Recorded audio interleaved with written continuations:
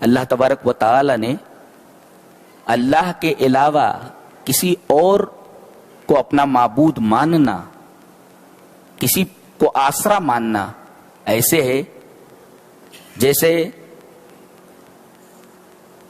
مکڑی کا گھر. مثل الذین اتخذوا من دون اللہ اولیاء کمثل العنکبوت، جن لوگوں نے اللہ کے علاوہ مددگار بنا لیے، سہارے بنا لیے ہیں، ان کی مثال مکڑی کی طرح ہے. ان کی مثال مکڑی ہے. یہاں ٹھہریں گے ذرا سا. مکڑی جالا بناتی ہے نا، بہت کمزور ہوتا ہے یہ جالا، ہوا کے جھونکے سے ادھر ادھر ہو جاتا ہے. اور جب بھی کوئی چڑیا یا کوئی جانور مکڑی کے اوپر حملہ کرتا ہے تو یہ اپنے جالے میں سے نکل کر کے کسی بل میں گھس جاتی ہے، کسی درخت میں بیٹھ جاتی ہے جا کر کے. مکڑی کو بھی معلوم ہے کہ یہ میرا گھر مجھے پناہ نہیں دے سکتا. ہاں، گویا یہ گھر ایسا ہے کہ اس کے اندر رہنے والا یہ خود محفوظ نہیں ہے تو تمہیں کیا محفوظ کرے گا وہ. جی. اور دوسرے یہ کہ یہ گھر نہیں ہے، یہ ایک جال ہے. یہ کیڑے مکوڑوں کو پھنسانے کے لیے. یہ کس لیے بناتی ہے؟ تاکہ کیڑے مکوڑے آ کر کے پھنس جائیں. تو یہ گھر نہیں ہے، ایک جال ہے یہ پھنسانے کے لیے.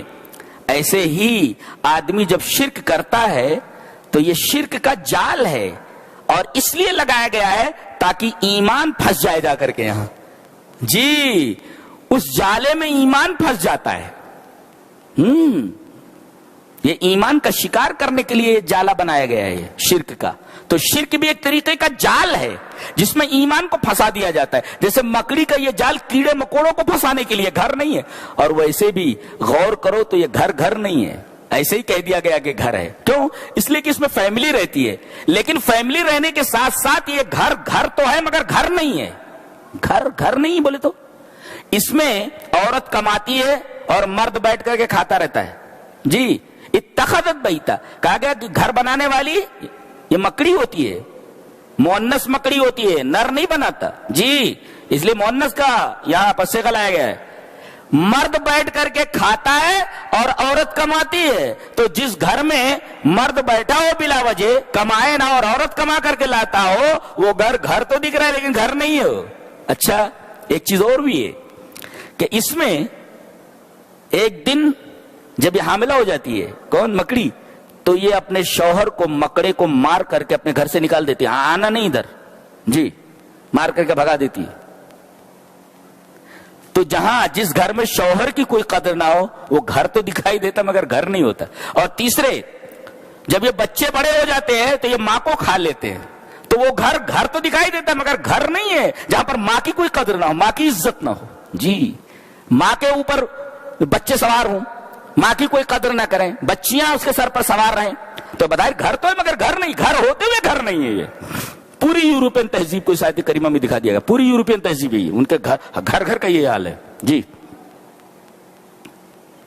کچھ سمجھ میں آیا؟ جی، اسی وجہ سے مکڑی کی مثال دی گئی.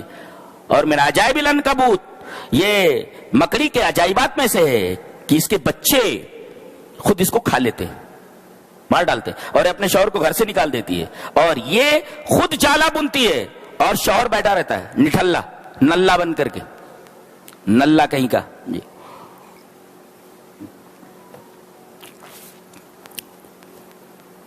اللہ نے فرمایا سب سے کمزور گھر مکڑی کا گھر ہوتا ہے.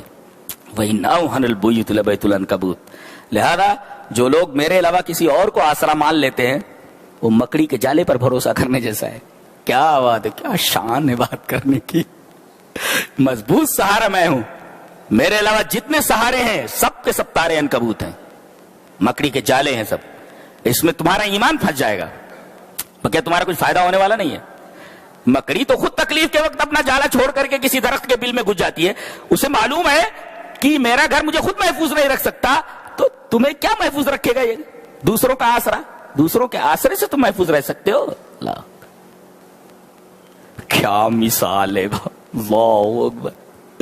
آیت کریمہ پڑھ لیتے. مثل الذین اتخذوا من دون اللہ اولیاء کمثل العنکبوت اتخذت بیتا وان اوہن البیوت لبیت العنکبوت لو کانوا یعلمون. کاش کہ ان کو اس بات کا علم ہوتا. علم والے ہی جان سکتے ہیں کہ مثال کیا ہے.